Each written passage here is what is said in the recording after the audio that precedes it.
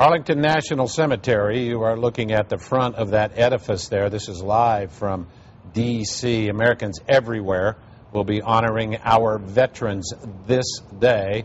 And there is a lot going on here in Austin as well. Nick Saccone live on the Congress Avenue and Richards Memorial Bridge. Tell us what's going to happen today. Hi, Nick. Hi, Joe. Good morning. Congress Avenue Bridge is shut down right now. There will be a parade here in a little bit. Some of the people are already getting here to get set up with their floats for the parade. Now, up at, we'll have more on this in a minute, but up at Camp Mabry, the Texas Military Forces Museum is working on a new exhibit honoring veterans of Iraq and Afghanistan. Fox 7 photojournalist Kyle Moss shows us what they collected so far. What we have here is a homemade rocket-propelled grenade launcher. This was a weapon cobbled together by Iraqi surgeons in Anbar province in 2005 as the war in Iraq was really heating up. And it says something about the determination of your enemy, that he's willing to fight with a weapon like this, and also how woefully unprepared he was to engage the military forces of the United States. Out of courtesy to the host government, we did not fly American flags from our vehicles, but you were allowed to go ahead and display your state colors. This flag was actually flown from a Humvee that was being driven along the Iran-Iraq border. We also deploy aviation units. The Texas Air Guard has sent a lot of outfits over to Iraq and Afghanistan. These belong to Lieutenant Colonel Rick Adams, who was with the 149th Aviation Regiment.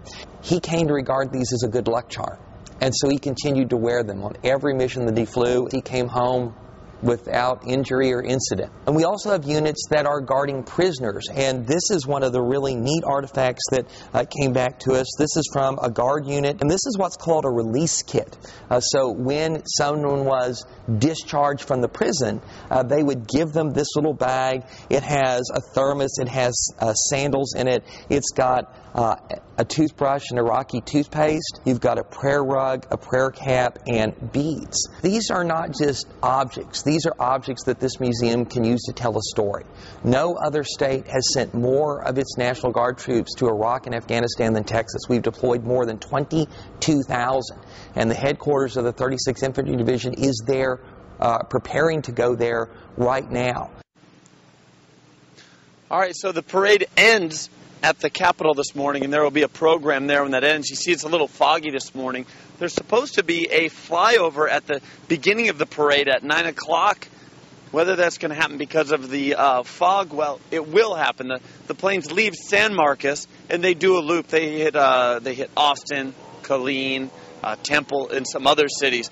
So it'll happen. Just might not see those jets, although you will hear them. So parade starts at 9. Come on downtown to enjoy that. Say thank you. Give a salute to some of the soldiers, the seamen, the Marines, all those who come through here and do so much for our country. And we'll check back with you guys in just a little bit when more of the parade groups are lining up in different floats, and we'll get a good look, and we'll talk with some of the soldiers and veterans later on in the show. Veterans Day Parade gets going in just about an hour, and our very own Nick Saccone is live downtown to tell us more about today's celebrations. Hi, Nick. Hi, Catherine. Good morning. We have the Del Valle band out here. They're going to be heading off the parade, playing some music.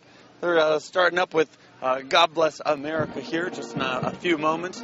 Parade is getting lined up. We're on the Ann Richards Bridge here. Parade starts at about 9 o'clock. Over here, you see we have some vehicles from wars past. Right in front there, we have a World War II era Willis MB Jeep.